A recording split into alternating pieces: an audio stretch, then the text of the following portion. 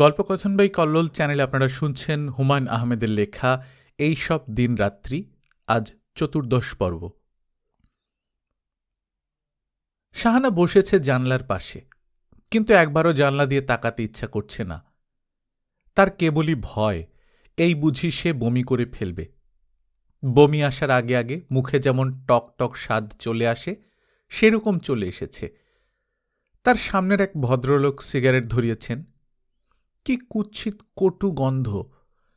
শাহানার ইচ্ছা করছে এই টেকো লোকটার গালে ঠাস করে একটা চড় মারতে। জহির বলল, খুব বেশি খারাপ লাগছে? হ্যাঁ, প্রায় এসে গেছি। প্লেন নামতে শুরু করেছে। কান ভোঁ ভোঁ করছে না? হ্যাঁ, করছে। ঢোক গেল কমে যাবে। ঢোক গিলতে পারছি না। তাকাও জানলা দিয়ে, দেখো প্লেনের চাকা নামছে। তুমি তো কিছুই দেখছো না। শাহানা ক্লান্ত গলায় বলল, পানি খাবো। জহির হাত ইশারা একজন এয়ার হোস্টেসকে ডাকল। কোনো লাভ হল না। এক্ষুনি প্লেন নামবে, ওরা তাই নিয়েই ব্যস্ত। নো স্মোকিং সাইন বারবার জ্বলছে, কেউ তা নিয়ে মাথা ঘামাচ্ছে না, সমানে সিগারেট টানছে। জহির এয়ার সেফটির ওপর একটি প্রবন্ধ পড়েছিল নিউজ উইকে। সেখানে বলা হয়েছে, এশিয়া মহাদেশের বিমান যাত্রীরা বিমান ভ্রমণের আইন কানুন ভঙ্গ করে এক ধরনের মজা পায়। যে সময় সিট বেল্ট বাঁধার কথা, সেই সময় সিট বেল্ট খুলে ফেলে। নো স্মোকিং সাইন দেখলে তাদের সিগারেটের পিপাসা পেয়ে যায়। তারা সবচেয়ে পছন্দ করে বিমানের করিডোরে হাঁটতে, যেন এটা প্লেন নয়, বাস। প্লেন বড় ধরনের একটা ঝাঁকুনি খেয়ে ভূমি স্পর্শ করল। জহির হাসি মুখে বলল, এসে গেছি শাহানা, হোটেলে পৌঁছেই ডাক্তার ডাকব। বড় হোটেলের নিয়ম কানুনগুলি বেশ চমৎকার। 10 মিনিটের মাথায় ডাক্তার এসে উপস্থিত। 20 মিনিটের মাথায় এলেন খোদ হোটেলের ম্যানেজার। পরনে হাফ প্যান্ট আর কড়া লাল রঙের স্পোর্টস শার্ট, মুখ ভর্তি হাসি। সে হাসি মুখে যে কথা বলল তা শুনে জহিরের মুখ শুকিয়ে গেল। রোগিণীকে হোটেলে রাখা যাবে না, হাসপাতালে ভর্তি করাতে হবে। জহির বলল, পেশেন্টকে হোটেলে রেখে চিকিৎসা হবে না? না। কেন? কারণ হোটেল কোনো হাসপাতাল নয়। তাহলে আমি অন্য কোনো হোটেলে চেষ্টা করতে চাই, যেখানে আমার স্ত্রীর সঙ্গে আমাকে থাকতে দেবে। নতুন বিয়ে? হ্যাঁ। হানিমুন? হ্যাঁ, বলতে পারো লেট হানিমুন। আমার সমস্ত সহানুভূতি তোমার জন্যে, কিন্তু আমার উপদেশ শোনো। আমি যে ব্যবস্থা নিচ্ছি তা আমাকে নিতে দাও। বিশ্বাস করো, আমি অত্যন্ত বুদ্ধিমান ব্যক্তি।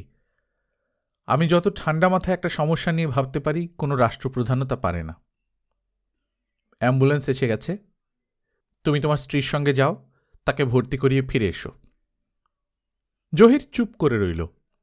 ম্যানেজার হাসি মুখে বলল, কে, আমার কথায় আপসেট হচ্ছ নাকি? আমার পরামর্শ কিন্তু চমৎকার। স্ত্রীকে হাসপাতালে দিয়ে ফিরে এসে একটা হট শাওয়ার নাও এবং 2টি বিয়ার খাও। জহিরের মাথায় আকাশ ভেঙে পড়ল। শাহানা প্রায় অচেতন, জ্বর 103.5। জহির শুকনো গলায় বলল, খুব বেশি খারাপ লাগছে? শাহানা কাতর গলায় বলল, খুব খারাপ লাগছে। নেপালের হাসপাতালটির অবস্থা খুবই মলিন, নোংরা, অপরিচ্ছন্ন। ফিনাইলের গন্ধের বদলে কেমন একটা টক টক গন্ধ।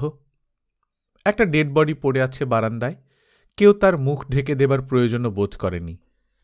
নীল রঙের ডুমো মাছি মৃত ব্যক্তিটির উপর ভনভন করে উঠছে।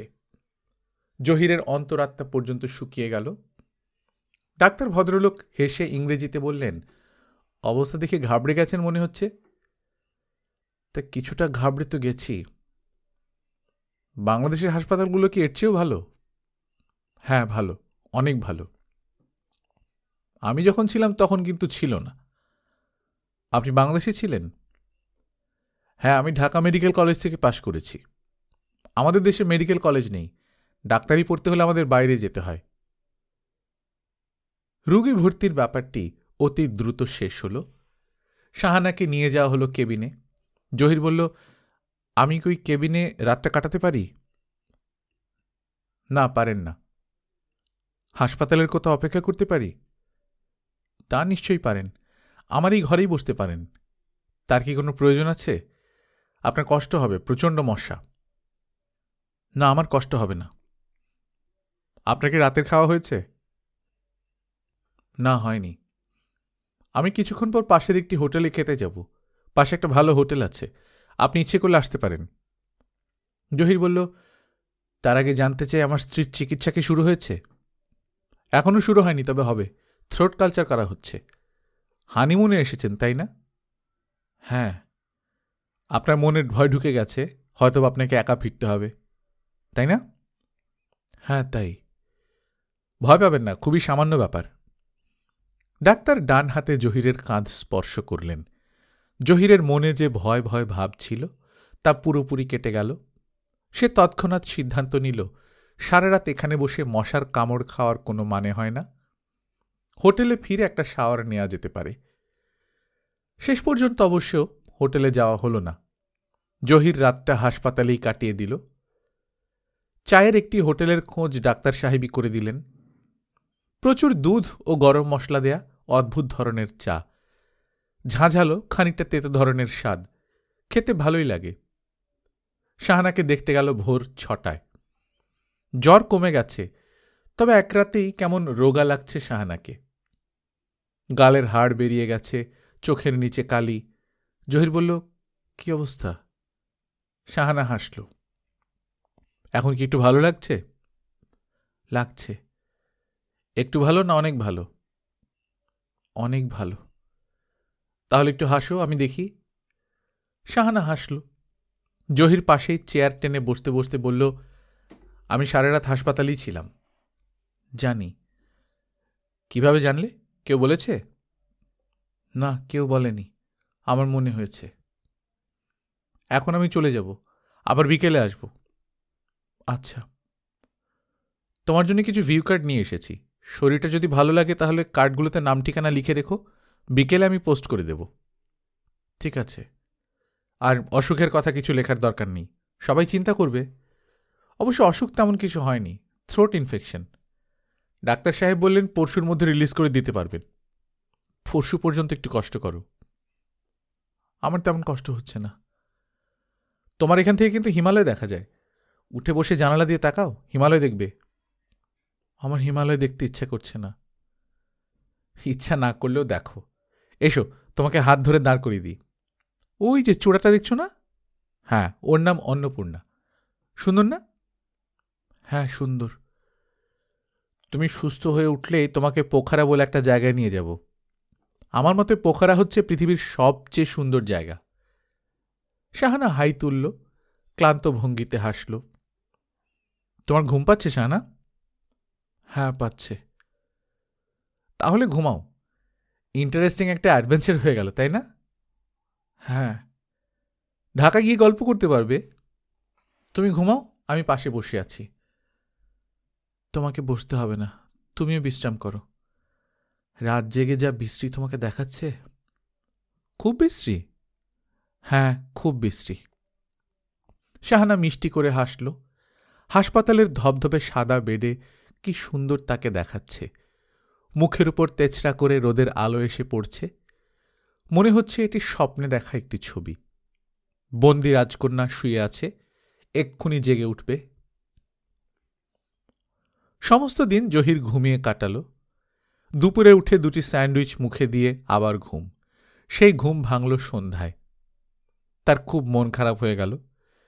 বেচারি শাহানা অপেক্ষা করে আছে নিশ্চয়ই। খুবই অন্যায় হয়েছে। দ্বিতীয় দফায় ঘুমিয়ে পড়াটা উচিত হয়নি। সন্ধ্যার পর এরা ফিমেল ওয়ার্ডে পুরুষদের যেতে দেয় না। নিয়মটি হয়তো বিদেশিদের জন্যে, কারণ কাল বেশ কিছু পুরুষকে সে ঢুকতে দেখেছে। এরা সবাই যে হাসপাতালের কর্মচারী তাও মনে হয়নি।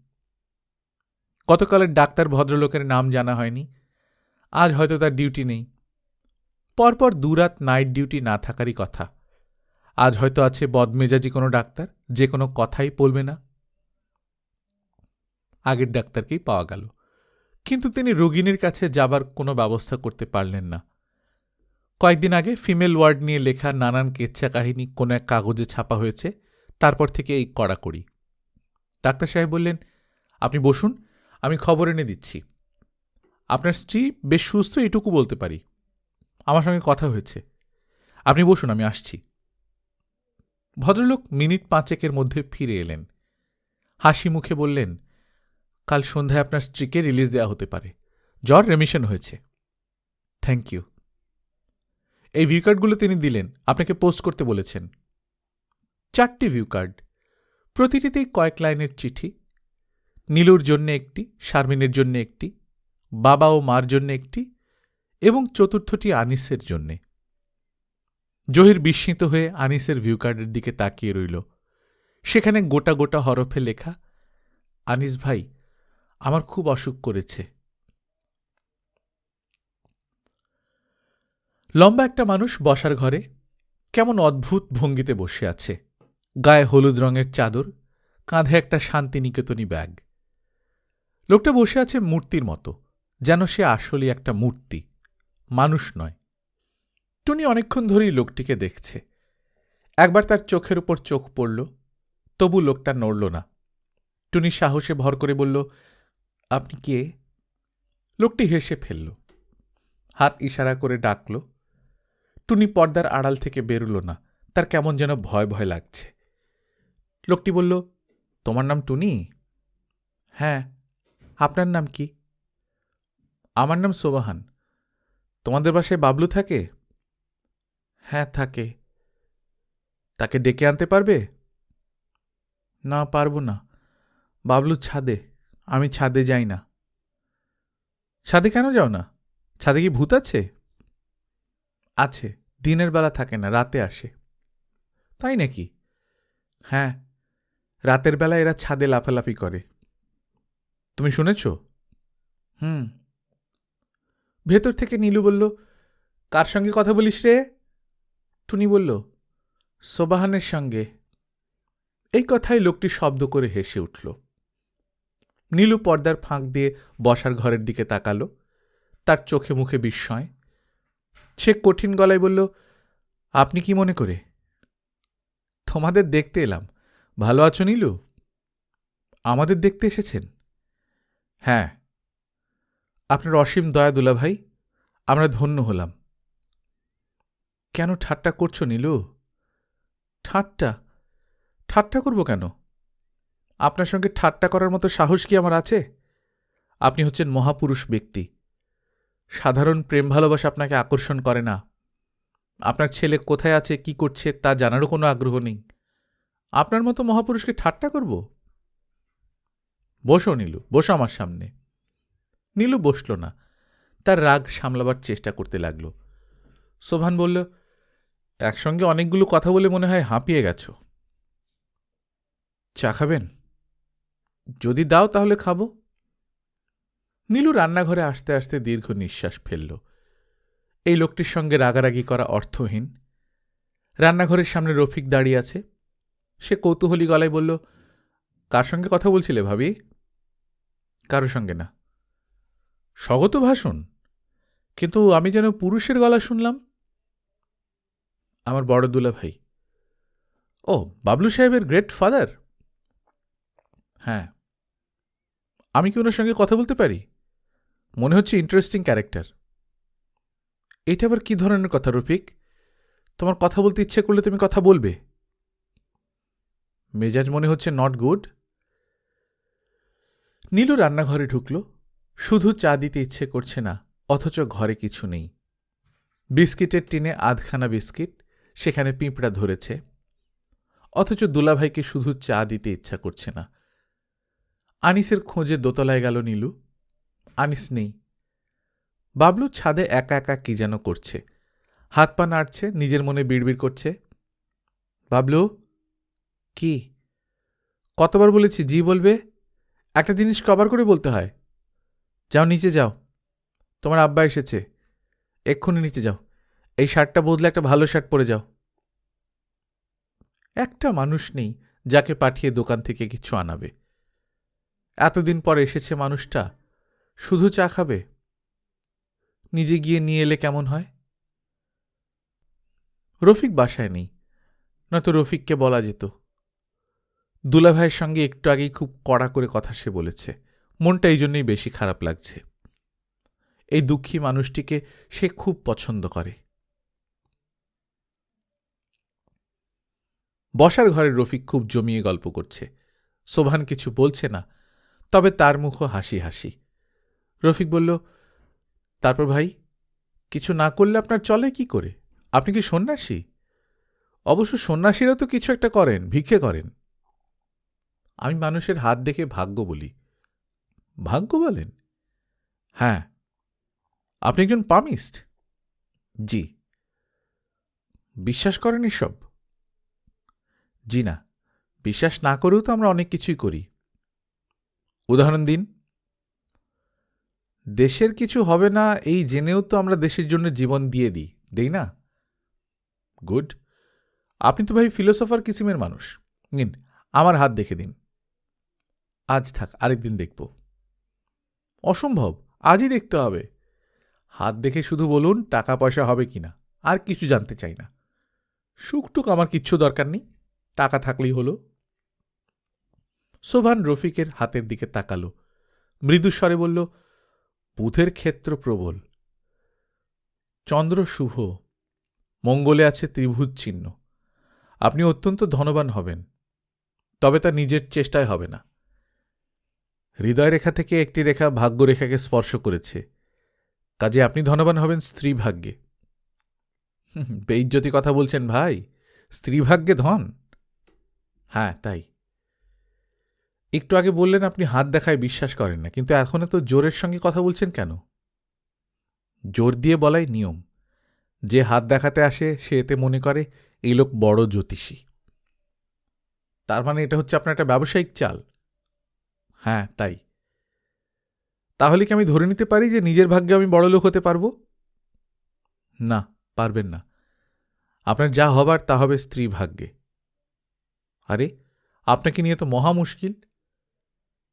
হাতে যেমন দেখছি তেমনটা বলছি। 1 মিনিট দাঁড়ান, আমার স্ত্রীর হাতটা দেখে দিন। পালিয়ে যাবেন না যেন। থাক রফিক সাহেব, আজ থাক। অসম্ভব, আজই দেখবেন। এক্ষুনি নিয়ে আসছি। যাব আর আসব, 1 মিনিট। শারমিন ভেতরের বারান্দায় চুপচাপ বসে আছে। গতকাল সকালে সে একটি চিঠি পেয়েছে। আমেরিকা থেকে পাঠিয়েছে সাব্বির। চিঠির বিষয়বস্তু হচ্ছে নতুন জীবন কেমন লাগছে তাই জানতে চাওয়া, এবং সে যে সুইডেনে একটি চাকরি পেয়েছে এই খবর জানানো। চিঠি পাওয়ার পর থেকে শারমিন অস্বাভাবিক গম্ভীর।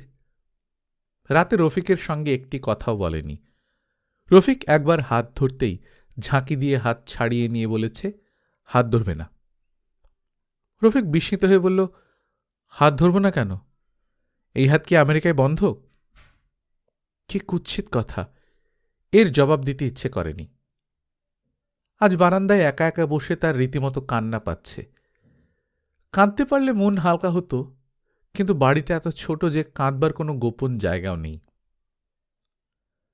এই যে শারমিন, এখানে বসে আছো, এসো আমার সঙ্গে। কোথায় যাব?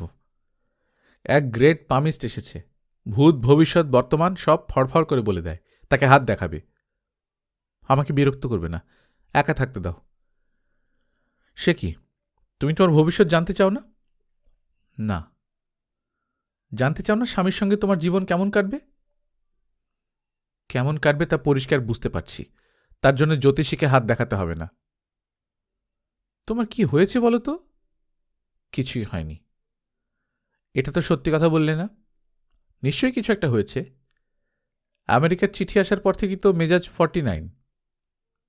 শারমিন কড়া গলায় বলল, কি হয়েছে সত্যি জানতে চাও? হ্যাঁ চাই। তাহলে এসো আমার সঙ্গে, ঘরে এসো, এখানে বলবো না। কি এমন কথা যে মন্দিরের ভেতরে গিয়ে বলতে হবে? চলো যাই। শারমিন দরজা ভিড়িয়ে দিয়ে কঠিন গলায় বলল, বসো এখানে। রফিক বসল। তার বেশ মজা লাগছে। শারমিনের প্রচণ্ড রাগের কারণটা ধরতে পারছে না। রাগে শারমিনের মুখটা লাল হয়ে আছে, মনে হচ্ছে এক্ষুনি কেঁদে ফেলবে। তুমি আমেরিকার চিঠিটা গতকাল আমাকে দিয়েছ। হ্যাঁ, কিন্তু তার আগে খাম খুলে তুমি চিঠি পড়েছ। মুখ বন্ধ খামই তো তোমাকে দিয়েছি। তা দিয়েছ, কিন্তু খাম খুলে চিঠি পড়ে তারপর আবার মুখ বন্ধ করেছ। এরকম সন্দেহ হওয়ার কারণ? কারণ খামের মুখ ভাত দিয়ে বন্ধ করা ছিল। আমেরিকা থেকে কেউ ভাত দিয়ে মুখ বন্ধ করে খাম পাঠায় না। রফিক চুপ করে রইল। কথা সত্যি। শারমিন বলল, আমার চিঠি তুমি কেন পড়লে? হাজব্যান্ড তার স্ত্রীর চিঠি পড়তে পারবে না? নিশ্চয়ই পারবে, কিন্তু চুরি করে না। আমার ভুল হয়েছে, এরকম আর হবে না। শারমিন ফুলে ফুলে কাঁদতে লাগল। শোকের এমন তীব্র প্রকাশ রফিক আগে দেখেনি। তার লজ্জার সীমা রইল না। সে নরম স্বরে বলল, শোনো শারমিন, এই যে তাকাও আমার দিকে, প্লিজ আমার সঙ্গে কথা বলবে না। কথা না বলে আমি থাকতে পারি না। শারমিন জবাব না দিয়ে উঠে চলে গেল। বাবলুকে কোথাও পাওয়া গেল না। ছাদে ছিল, এখন নেই। আশেপাশের কোনো বাড়িতেও নেই। টুনি খুঁজে এসেছে। সোবাহান তার ঝুলির ভেতর থেকে প্লাস্টিকের সস্তা ধরনের একটা খেলনা বের করে টুনির হাতে দিল। নীলু বলল, টুনিকে দিতে হবে না দুলাভাই, বাবলুর জন্য এনেছেন, রেখে দিন, বাবলুকেই দেবেন। সোবাহান হেসে ফেলল। হাসতে হাসতেই বলল, এখানে তুমি একটা ভুল করলে নীলু, এটা আমি টুনির জন্য এনেছি। এটা একটা পুতুল, দেখো, মেয়েরাই পুতুল খেলে। বাবলুর জন্য আমি একটা পিস্তল এনেছি, নাও, এটা ওকে দিও। নীলু বেশ লজ্জা পেল। সোবাহান হাসছে। নীলুর এই লজ্জা সে যেন উপভোগ করছে। যাই নীলু, আমার কথা কিছু মনে করবে না দুলাভাই। যাদের আমি পছন্দ করি তাদের খুব কড়া কথা আমার ভালো লাগে। সোবাহান রাস্তায় নেমে গেল। নীলু অনেকক্ষণ বারান্দায় দাঁড়িয়ে রইল। তার খুব খারাপ লাগছে। শুধু শুধু এতগুলো কঠিন কথা বলা হলো। সে নিজেকে কিছুতেই ক্ষমা করতে পারছে না। ভেতর থেকে মনোয়ারা ডাকছেন, বোমা, ও বোমা। কোন বউকে ডাকছেন কে জানে। দুই ছেলের বউকে তিনি বৌমা ডাকেন। বড় বৌমা বা ছোট বৌমা নয়। কিন্তু একজনের জায়গায় অন্যজন এলে রেগে আগুন হন। বিরক্ত গলায় বলেন, তোমাকে তো ডাকিনি বৌমা, তুমি এসছ কেন? এখন তিনি কাকে ডাকছেন কে জানে। নীলু ক্লান্ত পায়ে ঘরে ঢুকল। মনোয়ারা বিছানায় শুয়ে আছেন। তার মুখ থমথম করছে। আমাকে ডেকেছেন মা? হ্যাঁ, কে এসেছিল? আমার বড় দুলাভাই, বাবলুর বাবা। আমাকে ডাকলে না কেন? আমার সঙ্গে পরিচয় করিয়ে দিলে না যে? নাকি আমাকে তোমরা মানুষ বলেই মনে করো না?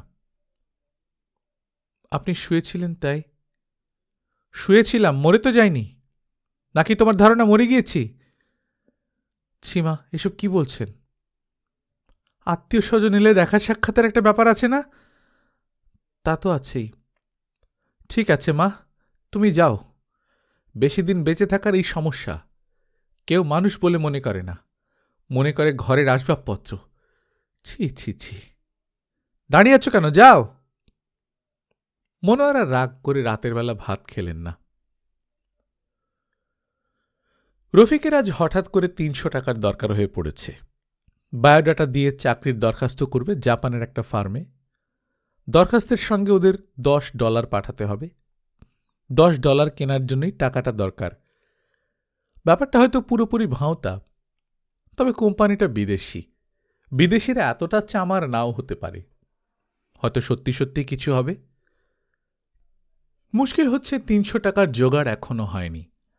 নীলুর কাছে চেয়েছিল, নীলু দিতে পারেনি। ৫০ টাকার একটি নোট বাড়িয়ে দিয়ে বলেছে, বেতন পেলে বাকিটা নিও। আমার কাছে কিছু ছিল টাকা, বাবা নিয়ে নিয়েছেন। রফিক বিরক্ত হয়ে বলছে, বাবার আবার টাকার দরকার কি? তোমার দরকার থাকলে তারও থাকতে পারে। তার তো পেনশনই আছে। পেনশনের টাকা সবটাই তো মাকে দিয়ে দিতে হয়। রফিক রীতিমতো চিন্তায় পড়ে গেল। শারমিনের কাছে হয়তো কিছু টাকা আছে, কিন্তু এখন চাওয়া যাবে না। কথাবার্তা পুরোপুরি বন্ধ। সামান্য এক চিঠি নিয়ে এই কাণ্ড। কতদিন চলবে কে জানে। রফিকের মাঝে মাঝে মনে হয়, এরকম আবেগপ্রবণ একটি মেয়েকে বিয়ে করে সে বোধহয় ভুল করেছে। তার জন্য দরকার ছিল হাসি খুশি ধরনের একটি মেয়ে, যে খুব রাগ করবে, আবার পর মুহূর্তেই সবকিছু ভুলে হেসে ফেলবে। রাত ১টার সময় ছাদে উঠে বৃষ্টিতে ভিজতে যার কোনো আপত্তি থাকবে না। কিন্তু শারমিন মোটেই সেরকম নয়। রফিক শেষ পর্যন্ত ঠিক করল শফিকের অফিসেই যাবে। ভাইয়ার অফিসে গিয়ে টাকা চাওয়ার একটা সুবিধা আছে, ভাইয়া কখনো না বলবে না। সঙ্গে টাকা না থাকলে বলবে ঘণ্টাখানিক পরে আয়। এই 1 ঘণ্টা কোনো না কোনোভাবে সে ম্যানেজ করবেই। রফিকের জন্য বড় রকমের বিস্ময় অপেক্ষা করছিল। শফিক অফিসে নেই। যে ঘরটায় বসত সেখানে অপরিচিত এক ভদ্রলোক বসে আছেন। তিনি বিরক্ত মুখে বললেন, কাকে চাই? শফিক সাহেবকে, এখানে বসতেন। তার সঙ্গে আপনার কি দরকার? উনি আমার বড় ভাই। ও আচ্ছা আচ্ছা, আসুন বসুন এখানে। ভদ্রলোক অতিরিক্ত রকমের ব্যস্ত হয়ে পড়লেন। সরু গলায় বললেন, আপনার ভাইয়ের সঙ্গে কি আপনার যোগাযোগ নেই? যোগাযোগ থাকবে না কেন? আমরা তো একসঙ্গেই থাকি। ও আচ্ছা। ভদ্রলোক খুবই অবাক হলেন। তারপর যা বললেন তা শুনে রফিকের মাথা ঘুরতে লাগল। কি সর্বনাশের কথা! শুনেও বিশ্বাস হতে চায় না। ভাইয়াকে সাসপেন্ড করা হয়েছে? জি। তিনি অফিসে আসেন না? জি না। আপনারা এই সম্পর্কে কিছুই জানেন না? জি না, এই প্রথম জানলাম। ভাইয়া খুব চাপা স্বভাবের মানুষ। আমার বোধহয় এটা আপনাকে বলাটা ঠিক হলো না। অফিসের আমরা সবাই ব্যাপারটায় খুব আপসেট। ওনার বিরুদ্ধে অভিযোগটা কি? বেশ কিছু অভিযোগ আছে। আমার বিশ্বাস করতে অসুবিধা হচ্ছে। কোন রকম অন্যায় করার ক্ষমতাই ভাইয়ার নেই। নিশ্চয়ই কোথাও একটা ভুল হচ্ছে। তা তো হচ্ছেই। অভিযুক্ত হবার জন্য কিন্তু সবসময় অন্যায় করতে হয় না। নিন সিগারেট নিন। চা খাবেন? জি না, চা সিগারেট কিছুই খাবো না। আপনাকে অসংখ্য ধন্যবাদ। ঠান্ডা এক গ্লাস পানি খাওয়াতে পারেন? হ্যাঁ, নিশ্চয়ই পারি। ভদ্রলোক কোল্ড ড্রিঙ্কস আনালেন। রফিক দীর্ঘ সময় ভদ্রলোকের সামনে বসে রইল। উঠে যাবার মতো শক্তিও তার নেই। এই বিশাল সমস্যার কি সমাধান হবে? সে সেখান থেকে সরাসরি নীলুর অফিসে চলে গেল। নীলু একটা কি ফাইল নিয়ে খুব ব্যস্ত। চোখে চশমা। এই চশমা সে বাসায় পরে না। অফিসে এলে চোখে দেয়, তখন তাকে একেবারেই অন্যরকম লাগে। নীলু হাসি মুখে বলল, কি খবর রফিক? কোনো খবর নেই ভাবি। আমি যখনই আসি তখনই দেখি তুমি ব্যস্ত। একটা দিন দেখলাম না তুমি কলিগদের নিয়ে জমিয়ে গল্প করছো। কি করব, তুমি বেছে বেছে কাজের দিনগুলোতেই শুধু আসো। আজ কি ব্যাপার? তোমার সঙ্গে একটা জরুরি কথা আছে ভাবি। চলো তোমাদের ক্যান্টিনে যাই। এখানে বলা যাবে না? না।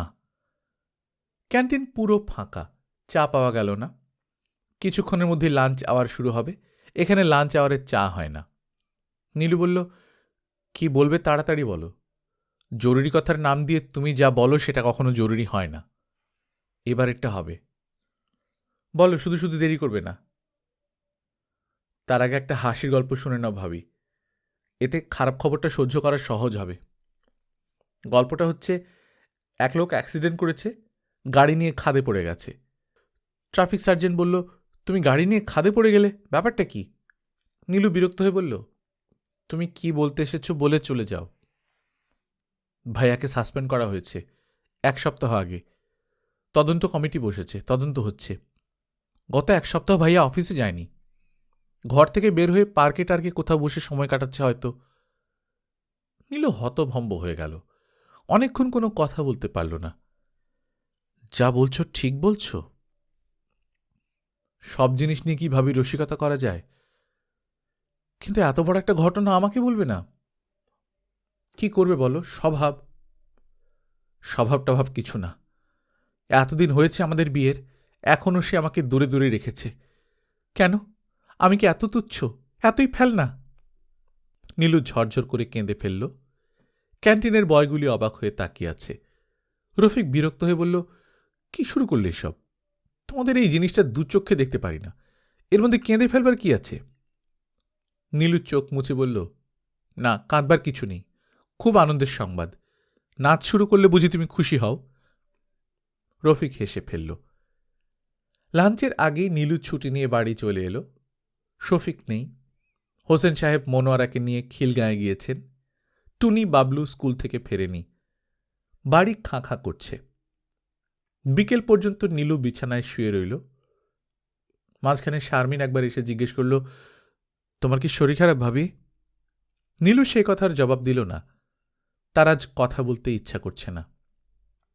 শারমিন আবার বলল, কি হয়েছে ভাবি? নীলু তিক্ত গলায় বলল, প্লিজ আমাকে বিরক্ত করবে না, প্রচণ্ড মাথা ধরেছে। ও সরি, তোমার কার্ডটা নাও। কিসের কার্ড? শাহানা পাঠিয়েছে, ভিউ কার্ড। টেবিলের উপর রেখে দাও।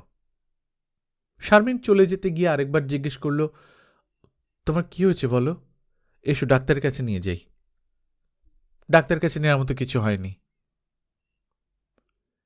এই বাড়িতে শরীর খারাপ অজুহাতে বেশিক্ষণ শুয়ে থাকার কোনো উপায় নেই। হোসেন সাহেব এসে তার হোমিওপ্যাথিক বাক্স নিয়ে পড়লেন। মা দেখি উঠে বসো তো। আমার তেমন কিছু হয়নি বাবা, মনটা শুধু খুব খারাপ। হোসেন সাহেব বিজ্ঞের হাসি হাসলেন। মন খারাপ একটা অসুখ মা, সব অসুখের মূলে হচ্ছে এই অসুখ। ইংরেজিতে একে বলে মেলানকলি। মন খারাপ সারাতে পারলে সব অসুখই সারানো যায়। মাথা ব্যথা আছে? আছে অল্প। চাপা ব্যথা নাকি সূঁচের মতো ব্যথা? চাপা ব্যথা। দেখি মা, জিভ দেখি। হজমের অসুবিধা হচ্ছে? হাতের তালু কি খুব ঘামে? একটু একটু ঘামে। যা ভেবেছি তাই? তোমার কি মৃত্যু চিন্তা হয়? চট করে উত্তর দিও না, ভালো করে ভেবে বলো। এত দুঃখেও নীলু হেসে ফেলল। হোসেন সাহেব গম্ভীর হয়ে বললেন, লক্ষণ বিচারটাই হচ্ছে আসল। ঠিকমতো লক্ষণ বিচার করে একটা ডোজ দিতে পারলেই কেল্লা ফতে। এই যে দেখো তোমার শাশুড়ির মেজাজ, এরও ওষুধ আছে। 3টা ডোজ দিতে পারলেই মেজাজ কন্ট্রোল হয়ে যাবে, মিষ্টি মিষ্টি কথা বলবে। দিচ্ছেন না কেন 3টা ডোজ? দিলেই কি সে খাবে? তাকে চেনো না তুমি, সকাল থেকে হইচই করছে, দুপুরেও কিছু খায়নি। কেন? জানি না কেন।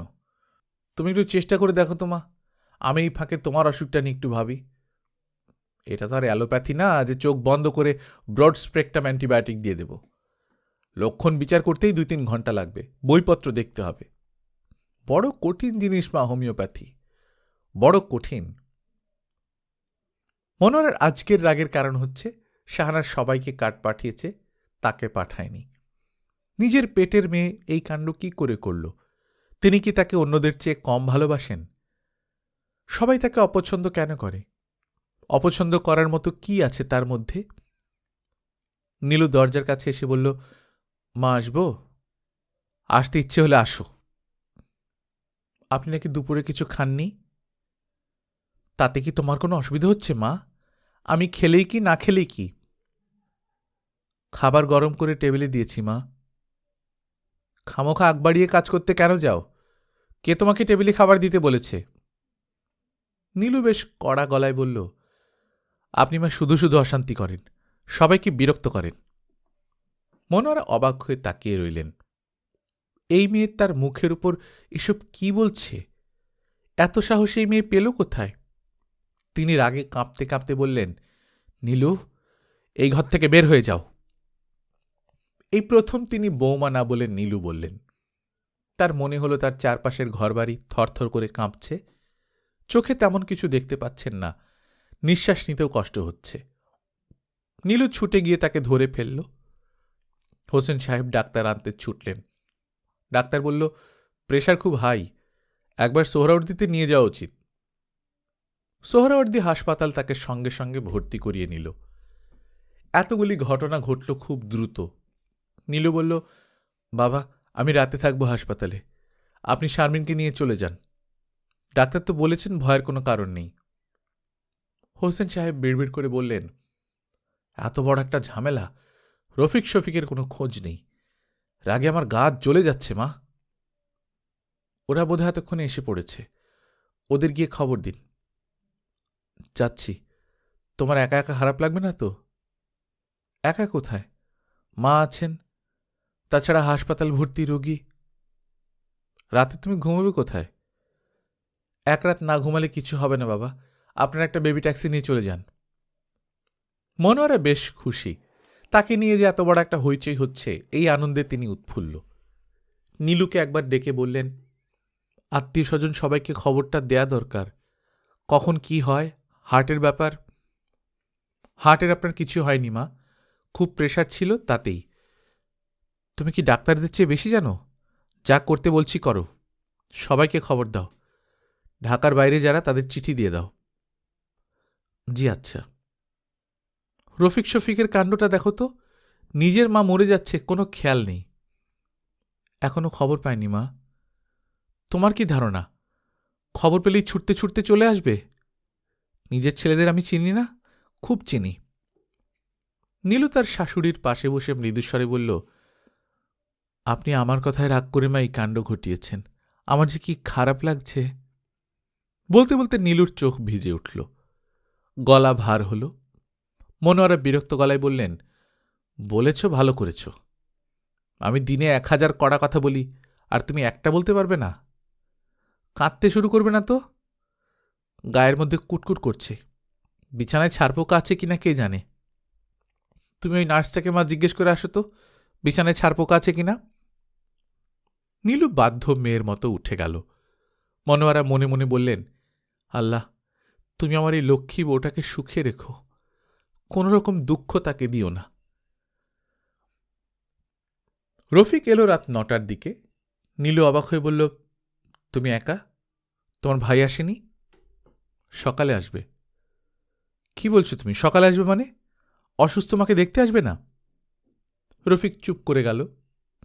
সে টিফিন ক্যারিয়ারে করে খাবার নিয়ে এসেছে, ভাত, কই মাছ ভাজা, ফুলকপি ভাজি। খেয়ে নাও ভাবি, খিদে লেগেছে নিশ্চয়ই। খিদে লেগেছে, কিন্তু খেতে ইচ্ছা করছে না। তোমার ভাইয়ের কি মন টন বলে কিছু নেই? সেটা ভাইয়াকে জিজ্ঞেস করো, আমাকে জিজ্ঞেস করে তো লাভ নেই। তুমি আর এখানে রাত করে কি করবে? মাকে দেখে চলে যাও। আমিও আছি তোমার সঙ্গে, হাসপাতালের বারান্দায় বসে থাকব।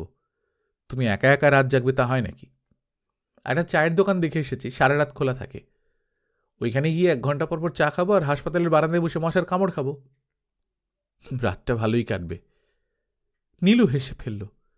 রফিক সঙ্গে সঙ্গে গম্ভীর হয়ে বলল, হাসপাতাল নিয়ে একটা জোক শুনবে, খুব হাসির। ঘটনার উত্তেজনায় মনোয়ারা এখন খানিকটা ক্লান্ত।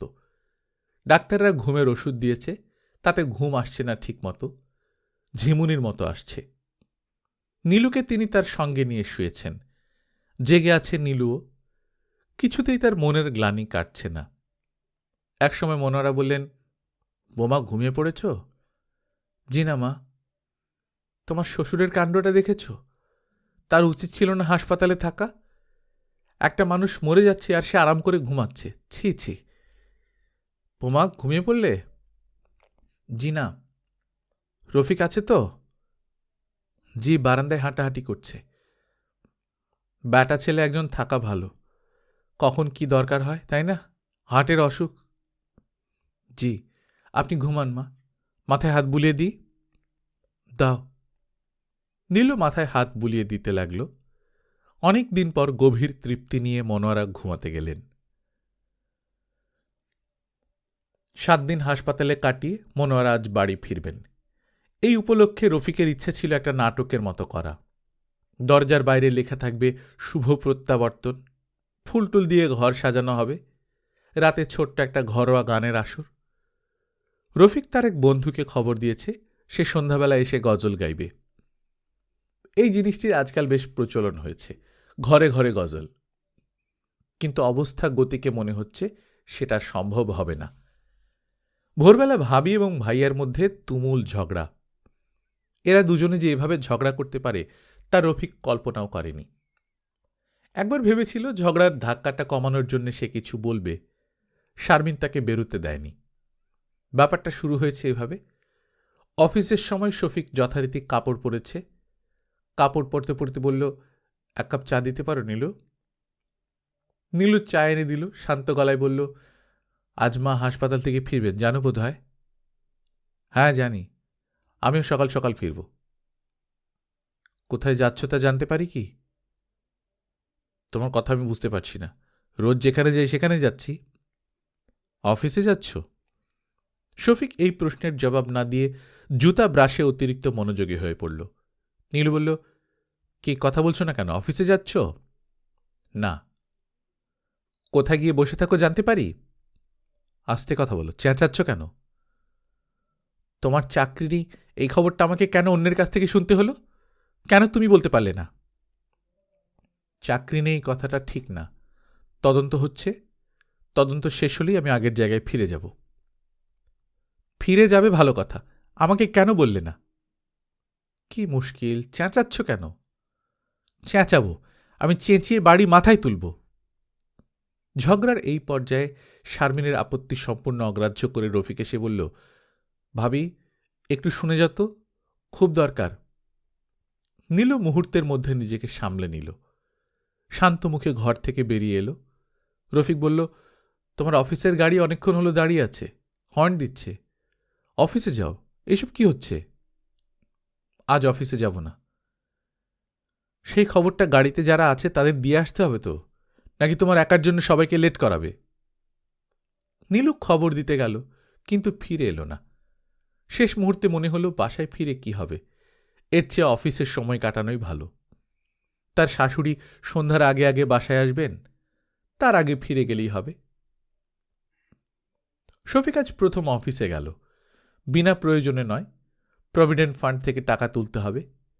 বাড়ি ভাড়া, হাসপাতালের খরচ, নানান ফ্যাকরা। অফিসে ঢুকতে তার লজ্জা লজ্জা লাগছে। নিজের অফিস, অথচ নিজের মনে করে আসতে পারছে না। অফিসের কর্মচারীরাও কেউ এই কদিন তার সঙ্গে দেখা করতে আসেনি।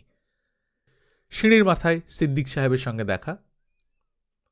আরে শফিক সাহেব, আসুন আসুন, আজ কেন জানি মনে হচ্ছিল আপনি আসবেন। তাই নাকি? আপনার যে সিক্সথ সেন্স ডেভেলপ করছে তা তো জানতাম না সিদ্দিক সাহেব। আমার কথা বিশ্বাস করলেন না, তাই না? আপনার সামনে আমি মুজিবুরকে ডেকে জিজ্ঞেস করছি। আধ ঘন্টা আগে আমি মুজিবুরকে বলেছি যে আপনি আজ আসবেন। আসুন, আমার ঘরে আসুন প্লিজ। আমি একটু ক্যাশ সেকশনে যাব, কিছু টাকা তুলব। ক্যাশ সেকশনের তো পাখা গজায়নি, পালিয়ে যাচ্ছে না। আর টাকা আপনি আমার ঘরে বসেও তুলতে পারবেন। অফিসের খবর কি? তদন্তের খবর জানতে যাচ্ছেন তো? হ্যাঁ, তদন্ত পরশু শেষ হয়েছে। সাহেবদের তদন্ত একটা দেখবার জিনিস রে ভাই। চা খেতে খেতে 4-5 জন লোককে কয়েকটা কথা জিজ্ঞেস করল, ব্যাস তদন্ত শেষ। ফলাফল কি? তাও জানি না, ব্যাটা কিছু বলে না। আমি গতকাল জিজ্ঞেস করলাম, সে বকের মতো ঠোঁট সরু করে বলল, এই খবরের জন্য তোমার এত আগ্রহ কেন? ব্যাটার কথায় গা জ্বলে যায়। অফিসের খবরে আমার আগ্রহ থাকবে না? আপনি কি খাবেন, চা না কফি? আমি কিছুই খাবো না। এসব বলে কোনো লাভ হবে না, খেতেই হবে। ক্যাশিয়ারকে ডাকাচ্ছি, টাকা পয়সার ব্যাপারটা সেরে নিন। ইন্টারকমের ব্যবস্থা হয়েছে, দেখছেন তো? টলম্যান ব্যাটা দারুণ অ্যাক্টিভ।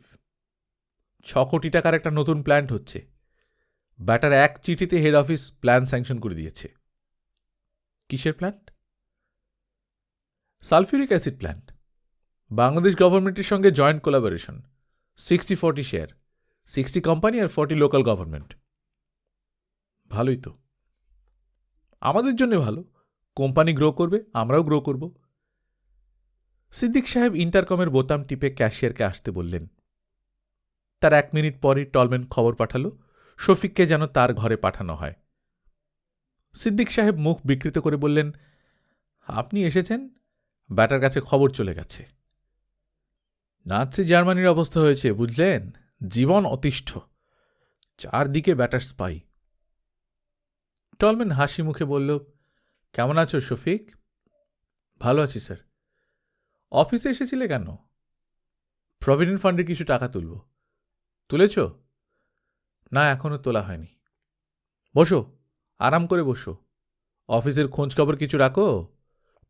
না, তবে আজ শুনেছি কোম্পানি বড় হচ্ছে। হ্যাঁ, বড় হচ্ছে, বিগ প্রজেক্ট হাতে নিয়েছে। কিন্তু তোমাদের সরকারি অফিস কুমিরের মতো হাঁ করে আছে। সারাক্ষণ এদের মুখে কিছু না কিছু দিতে হচ্ছে। চা খাবে? না। তদন্তের রিপোর্ট জানতে চাও? হ্যাঁ, চাই। তোমার কি ধারণা বলো তো? তুমি কি মনে করো তদন্তে তোমাকে নির্দোষ বলা হবে? আমার তো তাই ধারণা। আমি কোনো অন্যায় করিনি। এসবের কিছুই আমি জানি না। যে এসবের কিছুই জানে না অথচ যার সিগনেচার নিয়ে এত চুরি জোয়াচুরি হয়, সে কি বড় রকমের একজন অপদার্থ নয়? হ্যাঁ, ঠিক। তদন্তে তোমাকে দোষী সাব্যস্ত করা হয়েছে, যদিও আমি এবং তদন্ত কমিটির মেম্বাররা ভালোই জানি অন্যায়টা তোমার করা নয়। তদন্ত কমিটি দোষী ব্যক্তিদের বের করতে পারেনি, এটা কি কমিটির একটা বড় রকমের ব্যর্থতা নয়? হ্যাঁ, ব্যর্থতা তো বটেই, বিগ ফেইলিয়ার। স্যার, আমি কি উঠবো এখন? না, একটু বসো, আমার হাতের কাছে সেরে নি। 10 মিনিট? ঠিক আছে, বসছি। কিংবা আরেকটা কাজ করতে পারো, যে কাজে এসেছিলে সেটা শেষ করে আমার সঙ্গে দেখা করবে। আর দেখা করে কি হবে? কথাবার্তা বলবো। আজ আমার কাজ করার মুড নেই, কথা বলতে ইচ্ছে করছে। শফিক বের হয়ে গেল। টলম্যান 2টি অর্ডারে সই করল। একটি হচ্ছে সালফিউরিক অ্যাসিড প্ল্যান্টের প্রজেক্ট ডাইরেক্টর হিসেবে শফিকের নিয়োগপত্র। দ্বিতীয়টি হচ্ছে ঢাকা জোনাল অফিসের জিএম পদে শফিকের পদোন্নতি। তদন্ত কমিটি শফিকের কোনো ত্রুটি ধরতে পারেনি। তদন্ত কমিটির প্রধান হিসেবে টলম্যান তার রিপোর্টে লিখেছে, সৎ এবং দক্ষ এই দুই ধরনের গুণের সমন্বয় সাধারণত হয় না। শফিকের মধ্যে তা লক্ষ্য করেছি। বড় রকমের দায়িত্বপূর্ণ কাজ একে দেয়া যেতে পারে। তাছাড়া শফিক আহমেদের বিপুল জনপ্রিয়তাও আমি সর্বশ্রেণীর কর্মচারীদের মধ্যে লক্ষ্য করেছি। কোম্পানির স্বার্থেই এই জনপ্রিয়তাকে কাজে লাগানো উচিত। শফিক বাড়ি ফিরে যাবার আগে টলম্যানের সঙ্গে দেখা করতে গেল। সে নেই, লাঞ্চ করতে চলে গিয়েছে। টলম্যানের পিএ 2টি খাম এগিয়ে দিল।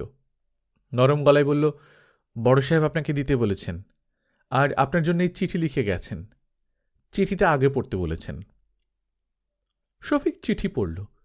চিঠির বক্তব্য হচ্ছে, আজ রাতে অবশ্যই তুমি তোমার স্ত্রীকে নিয়ে কোনো একটা ভালো রেস্তোরাঁয় খেতে যাবে। খাবার এবং পানীয়ের অর্ডার দেবার পর খাম দুটো খুলে পড়বে। আশা করি এর অন্যথা হবে না। শফিক অফিসে বসেই খাম খুলে পড়ল। তার বেশ মন খারাপ হল। টলম্যান যেভাবে বলেছিল কাজটা সেভাবেই করা উচিত ছিল। নীলু কত খুশি হতো। আনন্দ একা ভোগ করা যায় না। সিদ্দিক সাহেব বললেন, কি ব্যাপার, দাঁড়িয়ে দাঁড়িয়ে কি করছেন? স্যারের সঙ্গে দেখা হয়নি? হয়েছে। ব্যাটা কি বলল? তেমন কিছু না। শফিক একটা রিকশা নিল, যাবে মতিঝিলে, নীলুর অফিসে। নীলুর অফিস এখনো দেখা হয়নি। নীলু আজ অফিসে গিয়েছে কিনা কে জানে, হয়তো অফিসেই যায়নি, ঝগড়া টগড়া করে বাসায় বসে আছে। নীলু অফিসেই ছিল। শফিককে ঢুকতে দেখে সে অবাক হয়ে তাকিয়ে রইল। কি ব্যাপার তুমি? দেখতে এলাম তুমি কি করো না করো। নিজের কিছু করার নেই, সময়টা তো কাটাতে হবে। শফিক নীলুর সামনের চেয়ার টেনে বসল। পকেটে হাত দিয়ে হাসি মুখে বলল, সিগারেট খেতে কোনো বাধা নেই তো? অফিসের অনেকেই কৌতূহলী হয়ে তাকাচ্ছে। নীলুর কেন জানি খুব লজ্জা লাগছে। শফিকের হঠাৎ এখানে আসার কারণটা ধরতে পারছে না। সে চাপা গলায় বলল, সত্যি করে বলো কি জন্য এসেছ? তোমার যখন কাজকর্ম ছিল না তখন তুমি আসতে না আমার অফিসে? অকারণে যেতাম না, কোন একটা কাজ নিয়ে যেতাম। বেশিরভাগ সময় যেতে টাকার জন্যে, হঠাৎ টাকার দরকার হয়ে পড়লে তখন। তুমি নিশ্চয় সেই উদ্দেশ্যে আসনি? শফিক গম্ভীর হয়ে বলল, আমার উদ্দেশ্যই তাই। গোটা 5 টাকা দিতে পারবে? শফিক হাসছে। সমস্ত রহস্য নীলুর কাছে এখন পরিষ্কার হতে শুরু করেছে। ভালো খবর আছে, নিশ্চয়ই খুব ভালো খবর। আজ সকালে এই নাটকটা যদি না করত। বেচারা জানাতে চায়নি কেন সে জোর করে জানল। জানাতে চায়নি লজ্জায় এবং অপমানে। সে স্ত্রী হয়ে স্বামীর লজ্জা এবং অপমানকে সবার সামনে প্রকাশ করে দিল। তারপরেও এই লোকটি রাগ করেনি। ভালো খবরটি নিয়ে হাসি মুখে এসেছে তার কাছে, রহস্য করার চেষ্টা করছে। রহস্য করার ক্ষমতা তার নেই, মোটেই জমাতে পারছে না। নীলুর চোখ ভিজে উঠল। নীলু বলল, কিছু খাবে? আমাদের এখানে খুব ভালো ক্যান্টিন আছে। শফিক হাসতে হাসতে বলল, এক কাজ করলে কেমন হয়, চলো না বাইরে কোথাও যাই। বাইরে কোথাও খেয়ে বাসায় চলে যাই। আজ একটু সকাল সকাল বাসায় ফেরা দরকার। একটু বসো, আমি স্যারকে বলে আসি। নীলু কিছু দূর গিয়েই আবার ফিরে এলো। নরম স্বরে বলল, তুমি একটু আসবে আমার সঙ্গে? কেন? স্যারের সঙ্গে তোমায় পরিচয় করিয়ে দিতাম। কি পরিচয় দিবে, বেকার স্বামী? হ্যাঁ তাই, প্লিজ এসো। শফিক হাসি মুখে উঠে দাঁড়াল। মনোয়ারা সন্ধ্যার আগেই বাড়ি ফিরলেন। ডাক্তার বলে দিয়েছে ইনাকে নিজের মতো থাকতে দিতে হবে, মেজাজ ঠান্ডা রাখতে হবে, সিঁড়ি দিয়ে ওঠানামা করা একেবারেই চলবে না। মনোয়ারার মন ভালো নেই, তিনি আরও কিছুদিন হাসপাতালে থাকতে চেয়েছিলেন। গৃহপ্রবেশের আয়োজন মোটামুটি ভালোই। রফিক সত্যি সত্যি একটা কাগজে লিখেছে শুভ প্রত্যাবর্তন। সেটা টানানো হয়েছে দরজার সামনে। ফুলের একটা তোড়া টুনির হাতে। সেই ফুলের তোড়া টুনি তার দাদির হাতে তুলে দিল। মনোয়ারা গম্ভীর হয়ে ফুলের তোড়া নিলেন।